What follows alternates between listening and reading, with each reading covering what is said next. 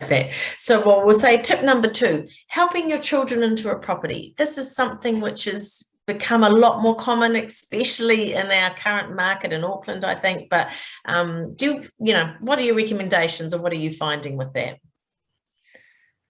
Yeah, there's a couple of things here to consider. Most parents these days of the baby boom generation will have enough equity in their property to be able to either help their children one of two ways: use the equity in their property to help them get a deposit or a loan towards their purchasing their own house, or they will gift them a sum of money.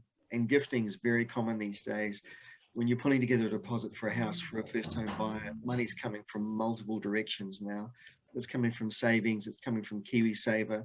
It may come from First Home Grant, but those house price caps and income caps are just too low to actually be effective for many people.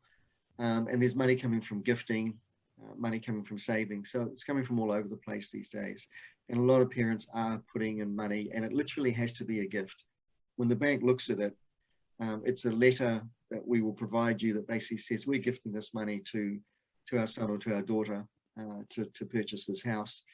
It doesn't have to be repaid, non-interest bearing, and we'll put no caveats against the property at all. Now, I've had children, many people do that, and at some point down the track, some children actually want to repay their parents that money, and the value of the property has grown to such that they can afford to do that. We borrow the money back out and give it back to the parents.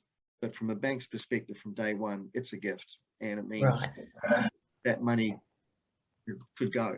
You're handing it across, and if your children aren't good with finance, or get in a bad relationship or things like that, then things can go west. So that would be the first thing. But the most important thing too is get legal advice, and it's really worth talking to a lawyer as to, if we're giving a sum of money to our children or our child, how can we be sure that that money is going to be protected if they end up in a bad relationship, or if things go belly up with the property, or if their jobs fail, all sorts of things.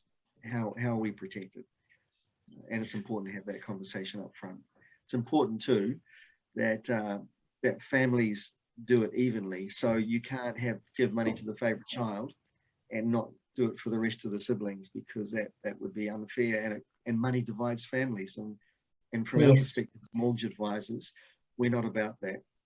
I will have those conversations with the family to explain this is how it needs to be and this is how it should be, because it has to be fair and it has to be even across everyone. Yes, yeah. And like you say, money and families, it's great, very important to have very open discussions. And well, though, it's about having the hard conversations up front as well, especially if, say, two couples are trying to buy a house together, and you're trying to work, what happens if one dies? What happens if one wants to sell out? What happens if there's a divorce? All those things, you've got to have the hard conversations up front. There's no point going into it with rose-tipped glasses and thinking this is going to be sweet, everything's fine. You need to sort it out up front, because it's a bit like you budget to tell your money where it's going today.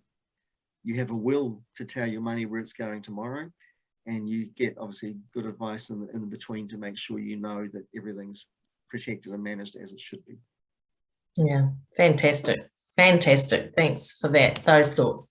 That's really helpful. I'm not in a position to help my children just yet, and thankfully they're not asking, but I think thinking about it and going forward